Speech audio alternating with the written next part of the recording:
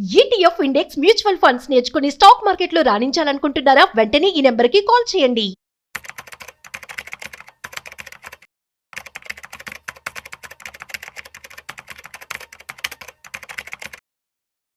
నమస్కారం అండి. నమస్తే.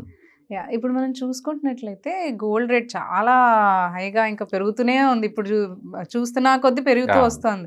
అయితే కొత్తగా ఇన్వెస్ట్ చేయాలనుకునే వాళ్ళకి ఇంకా మీద కూడా ఏమైనా ప్రాఫిట్స్ వచ్చే అవకాశం ఉందంటారా? అంటే మళ్ళీ ఇంకేమైనా పెరిగే అవకాశం ఉందా మనకి గోల్డ్? సో బేసికల్గా ఏంటంటే అంటే లాస్ట్ ఇయర్ బాగా మూవ్ అయిందని ఒక రీజన్ తీసుకొని మాత్రం ఇన్వెస్ట్ చేయొద్దండి. లాస్ట్ ఇయర్ 32% దాకా వచ్చేసింది లాస్ట్ 1 yearలోనే. అండ్ ఇప్పుడు అంత రాదు. ఈవెన్ అందులో 1/4 కూడా రాదు. ఏ ఎసెట్ అయినా సరే సైక్లికల్ నేచర్ ఉంటుంది.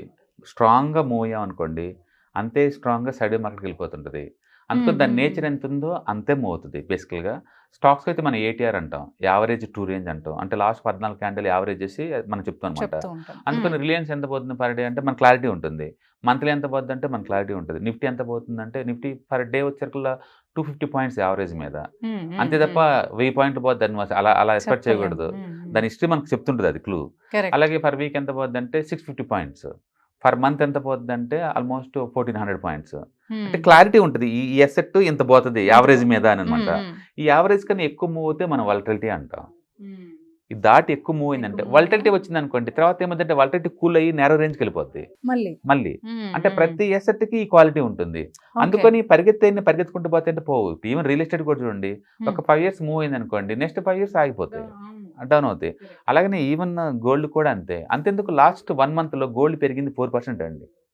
లాస్ట్ 1 month లో 4% చాలా ఎక్కువలా కనపడుద్ది కదా. మ్యూచువల్ ఫండ్స్ 10% పెరిగినాయండి లాస్ట్ 1 month లో. మ్యూచువల్ ఫండ్స్ 1 month లోనే 10% పెరిగినాయి, బట్ గోల్డ్ పెరిగింది 4%. అందుకని గోల్డ్ లాస్ట్ 1 year లో 30% పెరిగింది కదా అని ఒక రీజన్ తోటి అయితే రాకూడదండి. ఇన్ఫ్యాక్ట్ ఈ సంవత్సరం గోల్డ్ మీద కాతికొత్త ప్రాఫిట్ బుక్ చేసుకొని కొంచెం స్లో అవటం బెటర్. మీరు హెడ్జింగ్ కోసం అయితే పెట్టచ్చు, ఇయర్లీ యావరేజ్ మీద ఒక 10 to 12% కోసం అయితే పెట్టచ్చు.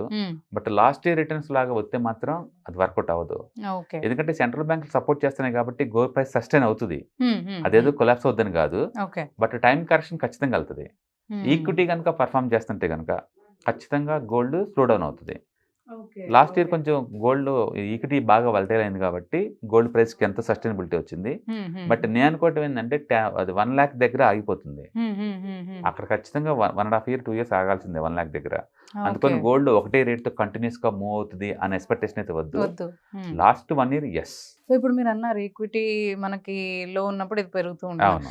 ఇప్పుడు కూడా అదే నా రీజన్. అంటే మనకి మార్కెట్ కొంచెం ఇందులో డౌన్ ఉంది కాబట్టి గోల్డ్ ఏమైనా పెరిగే అంటే ఒక ఇండియన్ సినారీ ఒకటే కాదు. గోల్డ్ అనేది యూనివర్సల్ మెటల్స్ ఎప్పుడు వరల్డ్ వైడ్ గా ఒకేలాగా మూవ్ అవుతా ఉంటాయి అనమాట. స్టాక్స్ అలా కాదు, కంట్రీ స్పెసిఫిక్, సెక్టర్ స్పెసిఫిక్ నడుస్తూ ఉంటాయి stocks. But gold as a metal గా వరల్డ్ వైడ్ ఒకేలాగా మూవ్ అవుతా ఉంటది. లాస్ట్ ఇయర్ వరకు ఏంటంటే సెంట్రల్ బ్యాంక్స్ అన్ని కొంటున్నాయి కాబట్టి బాగా మూవ్ అవుతుంది. అది కంటిన్యూస్ గా ఆ రేంజ్ లో కంటిన్యూ అవుతాయి అంటే అది అవ్వాలి అంటే ఈక్విటీ వరల్డ్ వైడ్ డిస్టర్బ్ అవ్వాలి. వరల్డ్ వైడ్ గా ప్రస్తుతానికి అయితే అంతేం కనిపించడం లేదు, నార్మల్ గానే కనబడుతున్నాయి. కాబట్టి గోల్డ్ లో లాస్ట్ ఇయర్ లాగా ఈ సంవత్సరం కూడా ఒక 30 ఎక్స్పెక్ట్ చేస్తారా అంటే అంత లేదు. నిజానికి మీరు ఒకవేళ హెవీ కనుక ఇన్వెస్ట్ చేసి ఉంటే కనుక ఎంతో కొంత ప్రాఫిట్ బుక్ చేసుకొని కొంచెం స్లో అవటం దాంట్లో బెటర్. ఒకవేళ హెడ్జింగ్ కోసం కనుక తీసుకుంటే కనుక మీరు ఉంచుకోవచ్చు అంతే. మీరు 10% కోసం అయితే ప్రయాణం కోసం అయితే ఉంచుకోవచ్చు, హెడ్జింగ్ కోసం ఉంటే ఉంచుకోవచ్చు. ఆల్రెడీ హెవీగా ఇన్వెస్ట్ చేసి ఉంటే కనుక కొంత ప్రాఫిట్ బుక్ చేసుకోవచ్చు కూడా. ఎందుకంటే దాంట్లో వీక్ అవుతున్న సెంటెన్స్ ఏం కనపట్లేదు కానీ, బట్ లాస్ట్ ఇయర్ 30% పెరగటమే అది టైం కరెక్షన్ గుర్తు అనమాట. అందుకని డెఫినెట్ గా గోల్డ్ స్లో డౌన్ అవుతుంది. ఈసారి అంతకంటే ఎక్కువ పెరుగుతుందని ఎక్స్పెక్ట్ చేయడం అయితే అంత కాదు, అందులో ఈవెన్ ఆఫ్ కూడా పెరగదు. లాస్ట్ ఇయర్ తో పోల్చుకుంటే ఆఫ్ కూడా పెరిగే ఛాన్సే లేదు. మనకు అది నిఫ్టీలో క్లియర్ కనపడుతుంది. నిఫ్టీ కనుక 20% దాటింది అనుకోండి, next year single digit. Nifty కనుక 30% పెరిగింది అనుకోండి, 2 years సింగిల్ డిజిట్. అంటే ఏంటంటే అది 12% పెరుగుతుంది. అంతకంటే ఎక్కువ పెరిగావో నెక్స్ట్ ఇయర్ టైం కరెక్షన్ వస్తుంది. అంటే ప్రైస్ కరెక్షన్ కానీ టైం కరెక్షన్ కానీ ఏ ఎసెట్ అయినా సరే కంపల్సరీ. అంటే చాలా మంది ఏంటంటే గోల్డ్ కంటిన్యూస్ గా పెరిగిద్దేమో అనుకుంటారు, అది కోవిడ్ నుంచి పెరుగుతుంది కాబట్టి. ఒకసారి కోవిడ్ కన్నా ముందేం జరిగిందో చూడండి, ఒక డెకేడ్ కూడా 0 రిటర్న్స్ వచ్చిన ఇయర్స్ ఉన్నాయి గోల్డ్ కి, ఒక డెకేడ్ లో కూడా. అబ్బో. అందుకని షార్ట్ టర్మ్ లో జస్ట్ 4-5 years నుంచి పెరుగుతుంది కదా అన్న ఒక రీజన్ తోటి లాంగ్ టర్మ్ అలా ఎక్స్పెక్ట్ చేయమాకండి, అట్లా ఏమి ఉండదండి. పెరిగితే ఒకేసారి ఆమంతం అది చార్ట్ బ్రేక్అవుట్ అయితే ఒకేసారి పెరుగుతుంది, పెరుగుతుంది. లేదు అంటే కన్సల్టేషన్ అంటారు మన సైడ్ మార్కెట్ లో, టైం కరెక్షన్ అంటాం కదా, వాటికి వెళ్ళిపోతాయి. కాబట్టి నేను అనుకోవడం ఏంటంటే సింగిల్ డిజిట్ లో పెరుగుతుంది gold next 1 year. Okay okay. Equity market కొంచెం గ్రోత్ ఉంటుంది కానీ అటుకు ఉండదు. ఈక్విటీలో టూ మచ్ డౌన్ అవుద్ది కాబట్టి టూ మచ్ అట్రాక్టివ్ టైర్ అవుద్ది, మళ్ళీ పైకి వెళ్తాయి. అందుకని టూ మచ్ ఇడిపోయిన టూ మచ్ ఇవి ఇటు వచ్చిన అటు వచ్చిన. గోల్డ్ అలా కాదు, చాలా కామ్ గా స్లోగా మూవ్ అవుతా ఉంటుంది. దాని మన 1 సంవత్సరం పెరుగుద్ది, ఇది పెరిగినందుకు కాంపెన్సేషన్ కింద మళ్ళీ 2-3 years స్లో డౌన్ అవుతుంది, మళ్ళీ పెరగడం మీనది, అట్లా ఉంటది.